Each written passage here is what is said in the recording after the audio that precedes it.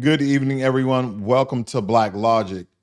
President Donald Trump has agreed to a 30-day pause on imposing tariffs on Mexico and Canada after both countries pledged to bolster the border enforcement and combat drug trafficking. Both countries came out and said, we're going to do a better job.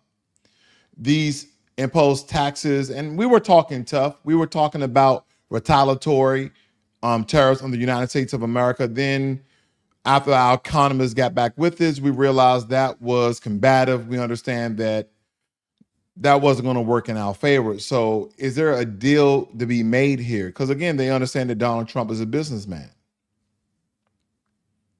Especially when it comes to the president of Mexico, Claudia Sheinbaum, as well as Canada's Prime Minister, Justin Trudeau.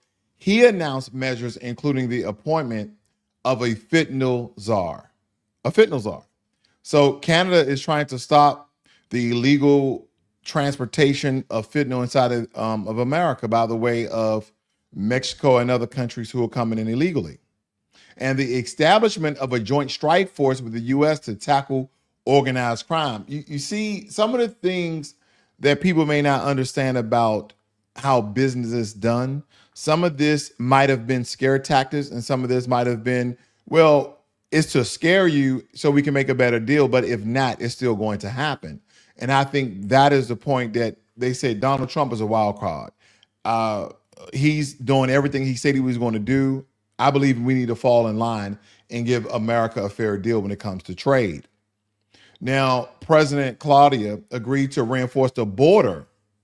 She agreed to reinforce the border with 10,000 National Guard members of Mexico.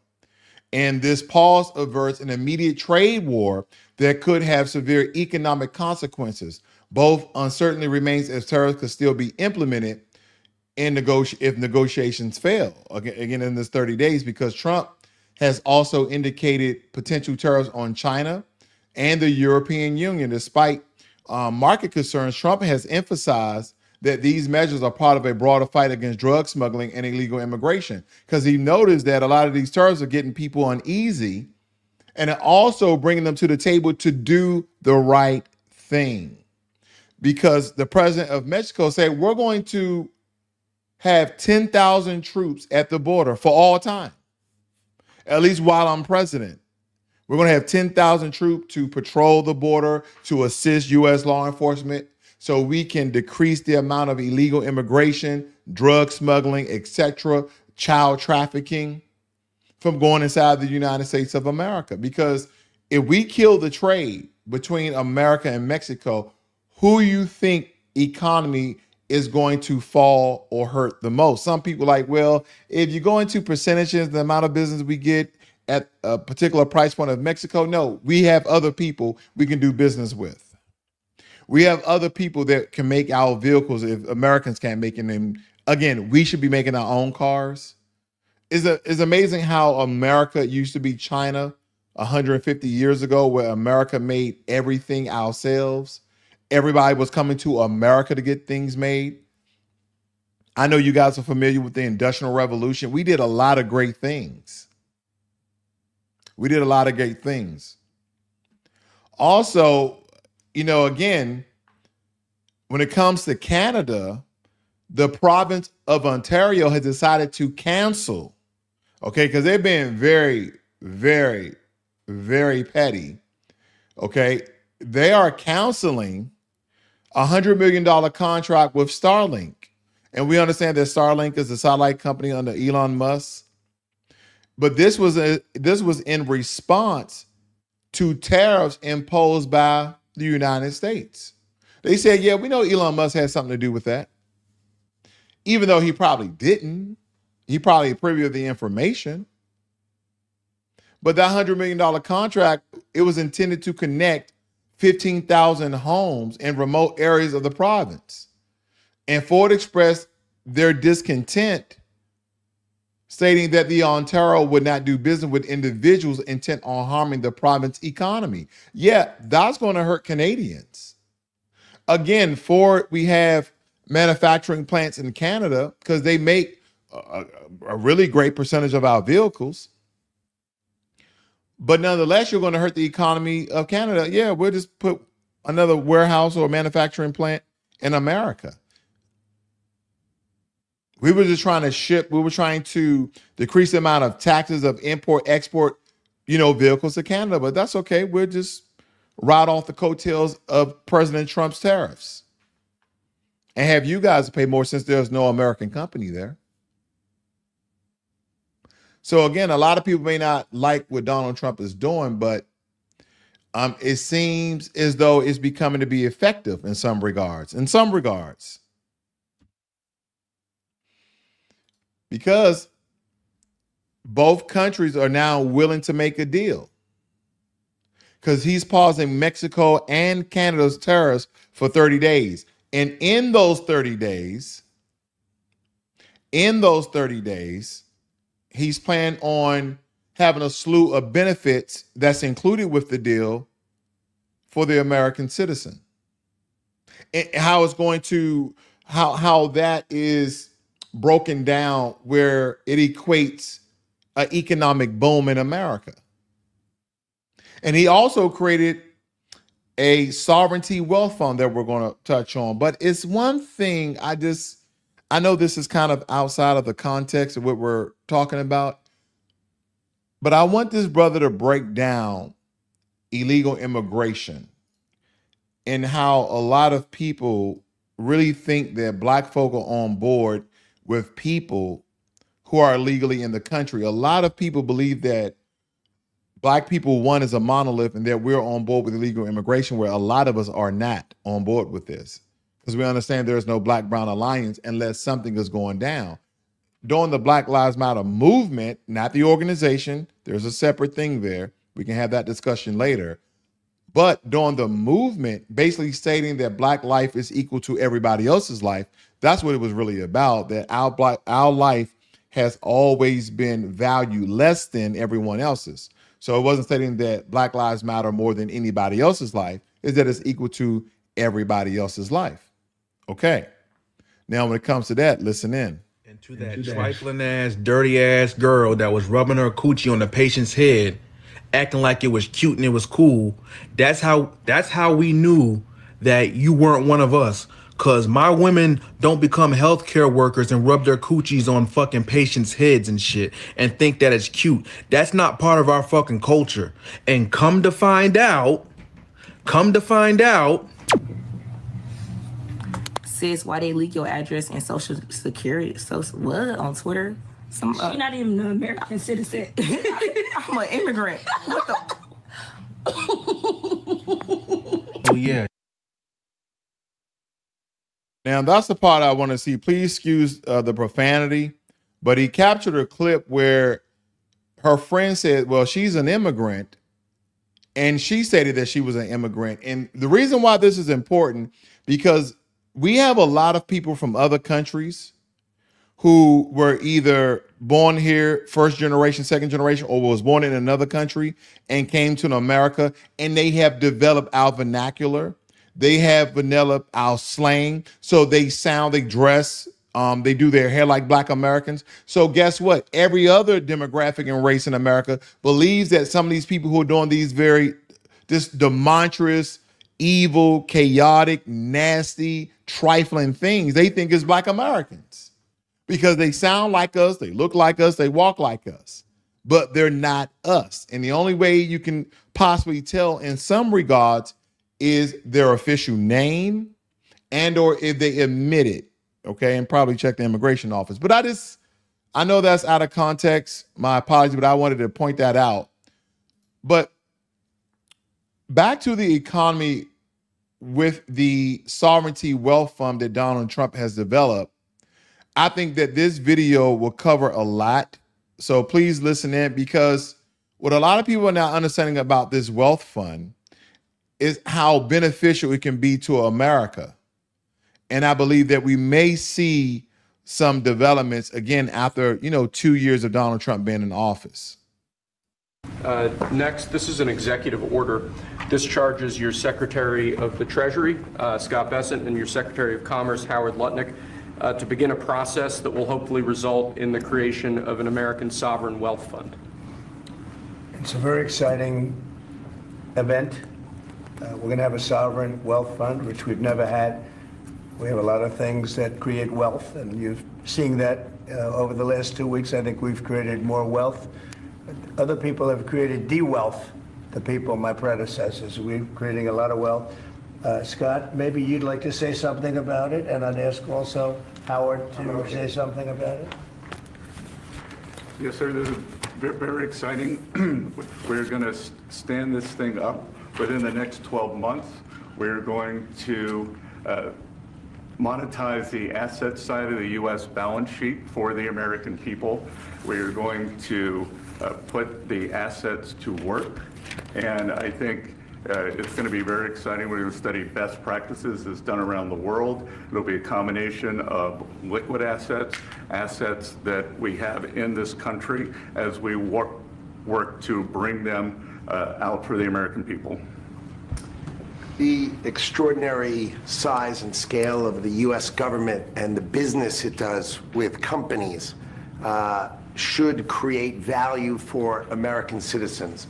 If we are going to buy 2 billion COVID vaccines, maybe we should have some warrants and some equity in these companies and have that grow for the help of the American people. So I bring all these things together, I think we'll create, Scott and I will create an amazing sovereign wealth fund for you, sir. Yeah, and so this conversation, again, went over maybe a couple of more minutes. There were some really key nuggets in what they stated. Of course, they explained it far better than I could. But again, the Sovereignty Wealth Fund may yield benefits. And these are some of the things that, because as Americans, we're not privy to. And this is the one thing I do respect about Donald Trump. Even the illusion, whether it be the reality or the illusion of transparency in government. I don't think we've never seen an administration, never seen in U.S. history, an administration that is so transparent initially. Now, again, when it comes to military warfare and strategy and being strategic, yeah, he can't speak about those things. But when it comes to our government and the businesses that we're doing, it seems as though that the gate is wide open, and I'm here for it. I love the transparency. I love the clear conciseness of what they're doing, while they're doing it. He had the people who are part of the executive orders to speak to the executive orders, especially the important ones. So this is important. This is important for even people who don't follow politics, but you may follow money, you may follow the economy, job growth, etc. Or it just may be interesting to you now that things are more transparent and that we are bringing back free speech where everything is not being criticized and cancel culture and all those crazy things that were occurring. So again, this is a good time. This is a good time. Now, and again, following back on this particular story, because, you know, the Trump administration as well as Elon Musk has initiated actions to dismantle the U.S. Agency for International Development, okay? And this agency was responsible for providing international aid, sparking fierce opposition from congressional Democrats. And this particular effort, part of the Trump's broader bid to cut and reshape federal government operation, led to significant layoffs and program shutdowns at this office, the USAID office, affecting global humanitarian efforts because the Secretary of State, Marco Rubio, claimed that the position of acting administrator, escalating the situation further. Democrats condemned the moves as illegal and vowed court action. We're going to see how this story unfolds because a lot of people are not liking this. And one of the things that people was not aware of, I've heard this on the social media street, so to speak, the virtual streets, that Elon Musk did not have access to the system. He did not have access to the Treasury Department system, okay? Because they were stating how, you know, Elon Musk has gained access. No, he was given access to the U.S. Treasury Department payment system after a standoff with Treasury officials. Musk, who again was appointed by the president to identify fraud and waste in government, faced resistance from career Treasury officer David Libby, who was placed on leave and then retired. The Treasury Secretary Scott Bessent eventually granted must team access. The system process, and listen to this, the system processes over $6 trillion in annual federal payments and contains personal information of millions of Americans. They want to know where the money went. They want to know where the money went. So other countries have sovereign wealth funds, and they're much smaller countries, and they're not the United States. We have tremendous potential in this country, tremendous. You're seeing that, what's happened just in a short period of time. And as an example, TikTok, we're going to be doing something perhaps with TikTok, and perhaps not. If we make the right deal, we'll do it, otherwise we won't. But I have the right to do that, and we might put that in the sovereign wealth fund, whatever we make, or if we do a partnership with very wealthy people, a lot of options, but we could put that as an example in the fund, and we have a lot of other things that we could put in the fund. And I think in a short period of time, we'd have one of the biggest funds, and some of them are pretty large, I must tell you. Some of like the Saudi Arabia fund is on the large side, but eventually we'll catch it. But we're going to create a lot of wealth for the fund, and I think it's about time that this country had a sovereign wealth fund, and these two gentlemen and some others are going to work with them very closely, and they'll be heading it up, and they're going to do a great job. Two highly respected people that have done unbelievably well in the world, in the real world. So that's a big deal, huh? Yes, sir. I think it's going to create value and be of great strategic importance. So again, a lot of things shaping up in Washington. Again, we are here for it, excited for it, all those great things. Now, and of course, I got to cover my eggs. I love eggs. But nonetheless, egg prices reach record high with no end in sight. They're stating how large eggs are now selling at $7.25 per dozen, according to the Department of Agriculture. And again, this is from the spread that they're trying to stop the spread of the bird flu, the disease that's killing all the chickens who lay eggs, killing millions of chickens, that's raising the price of healthy chickens and their eggs to a very stark premium. Okay, so again, this has nothing to do with inflation to a certain degree. This really has nothing to do with inflation. Egg prices did rise, but they're now skyrocketing because over 20 million chickens who laid eggs have either died or been, put to rest, so to speak, because of the bird flu.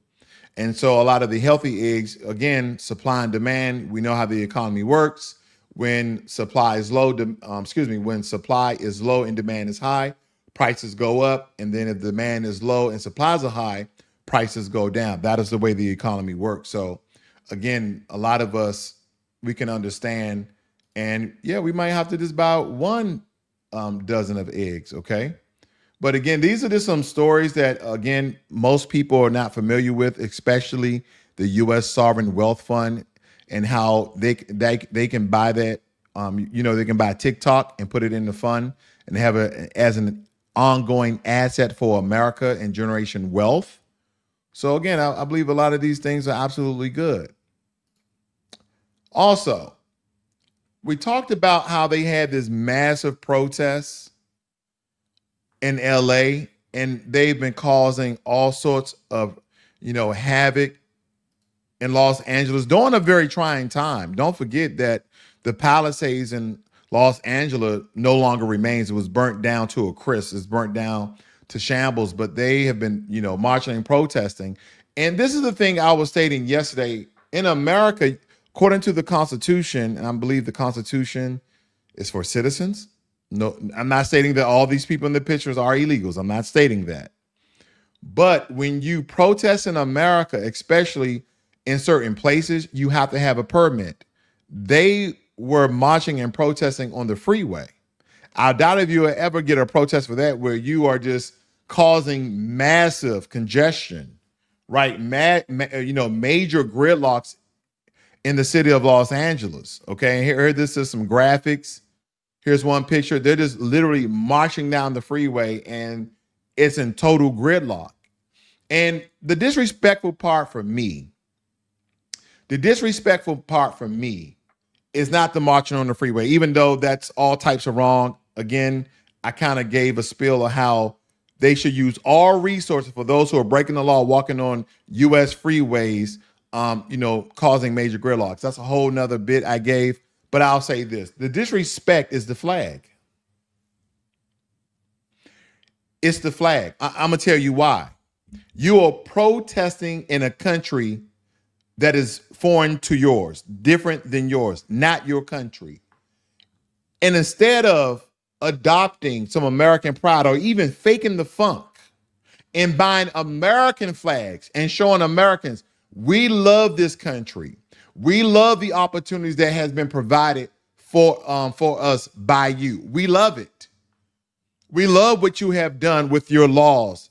We love the fact that we can come here and there's opportunity to us for work and feed our families and live a better life in America and wave the American flag. But no, they're in the country, some of them illegally, and they're using their country's flag doing it. That's not only disrespectful, but I feel as though they're spitting in America's face. Now, again, some of these people did have American flags. Okay, so my disrespect is not to them, but to those who are just waving a flag, marching a flag, speaking about their country, oh, Mexico, oh, Mexico. And again, I have Mexican friends. Mexico is a wonderful country. This has nothing to do with the country. This has nothing to do with the people of Mexico. But I'm referring to these people who are marching down on U.S. roads, protesting to stay in the country, some of them illegally, waving their country flag. How disrespectful is that? And I don't think people are looking at it like that. I don't think people are looking at it like the way I'm looking at it. Let's stop getting with, oh, they're coming over here for families and a better way of life. Okay, I got it. But what about the disrespect? No one is speaking about the disrespect of a lot of these people who are just forcing themselves inside of our country to stay here. No one is talking about that. Which brings me to my last segment here. Thank you guys for joining me here. If you're new to Blacklogic, please subscribe to the channel. Terrell says, what's up to you as well. I want to jump right to a very important figure in American history. I want to point to a very exploratory figure in American history, AKA Black history. Now, and again, I gave a spiel on how people look at Black history, American history. We understand that Black history is American history, okay? But sometimes things go unnoticed. So we have to speak about those things. And those things tonight is Matthew Alexander Henson. When people talk about the first men to reach the North Pole, the name Robert Peary often comes up. Who's Robert Peary? This fellow here. But what if I told you that the real hero, and Robert Peary was a naval officer, but what if I told you that the real hero of that journey, the man who actually set foot on the ice first, was no other than a Black explorer named Alexander Henson, also known as Matthew Henson, a man whose name was nearly erased from history. And that man, as we see here, Matthew Alexander Henson, he was a fearless adventurer, master navigator, and the unsung first human to reach the North Pole on April 6, 1909. And why was he the first to touch on the ice? I have a theory. Robert Peary was like, I'm not going to try it because I don't know if it's safe. But Matthew, why don't you go try it? And of course, him being Negro at the time, he accepted the risk and it was fine. So that's why they say that he was the first in the North Pole. But his story is one of Black excellence and perseverance and survival. This is a story about a man who defied racism and proved that Black men belong in the annals of history, greatest achievements. Matthew Henson was born in 1866 in Charles County, Maryland, just 1 year after the Civil War ended. And this particular graphic that you see on your screen here is from ArlingtonCemetery.mil. Arlington Cemetery .mil. Very important, the sources where you get information. Okay. And I want you guys, as I give you commentary here, I'll pop this on your screens for you guys to read for your own viewing. But what you're hearing and what you're reading is going to be different. Because as a black child in post-slavery America, his opportunities were extremely limited. Orphaned at an early age, he left home at just 12 years old and found work as a cabin boy on a merchant ship, where he learned navigation, seamanship, map reading, and survival skills, all of which would later make him indispensable as an Arctic explorer. At 20 years old, Henson met Robert Peary, who was again that U.S. naval officer and very an ambitious explorer. Peary recognized Henson's exceptional skills, hiring him as his personal assistant. What started as a simple job turned into a lifetime of exploration, from Central America to the icy wastelands of Arctic. Henson became Peary's most trusted companion, standing by his side on multiple dangerous expeditions, unlike other team members who couldn't handle the brutal Arctic conditions. They couldn't handle it. They said, how's this black man, who are the tropical people, can handle the harsh conditions of the Arctic? Henson thrived. He became fluent in the Inuit language, learned to hunt, fish, build sleds, and train sled dogs from the indigenous Inuit people, making him even more skilled than Peary himself in surviving the Arctic.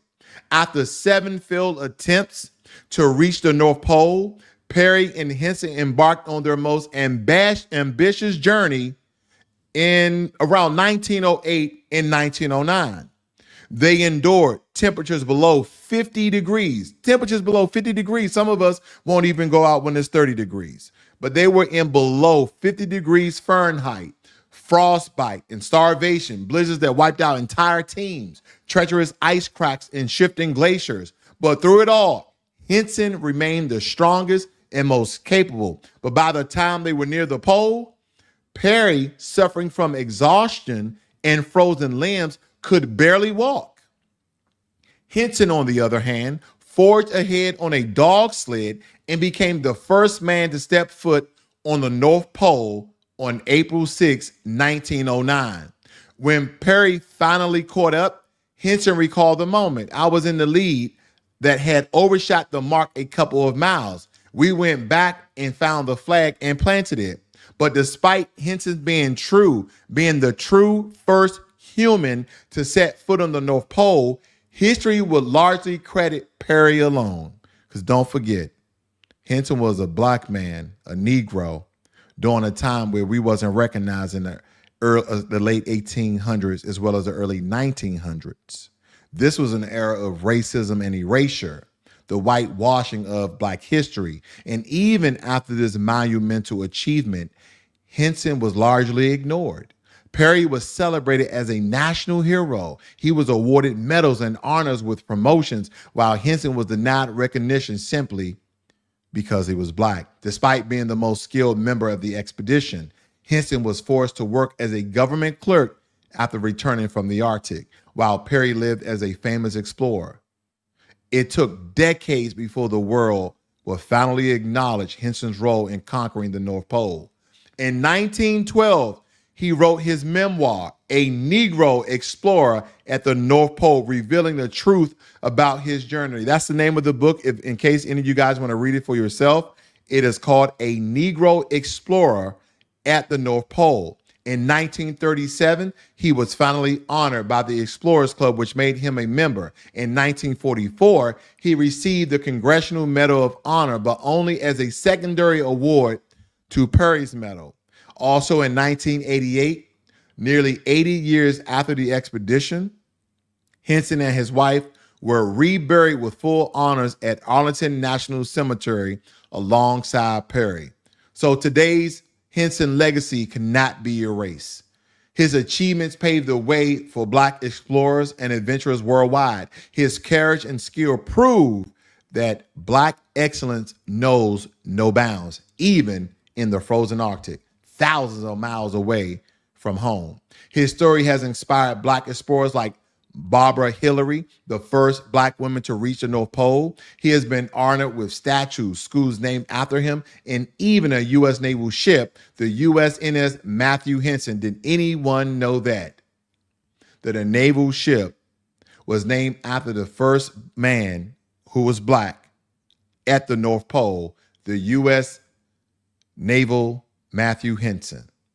Matthew Henson wasn't just an assistant, guys. He was a true first man to reach the North Pole, a master of Arctic survival and a pioneer whose name deserved to be celebrated in every history book. His story is a testament, very small, believe it or not, even though his achievements are law, but it's a small testament to Black resilience, skill, and determination, proving once again that Black history is American history as well as world history. Those are some of the achievements that we should definitely know about and we should hold true to our heart. And that's the ground that we essentially stand on. You guys have a great and wonderful evening. This is Blacklogic.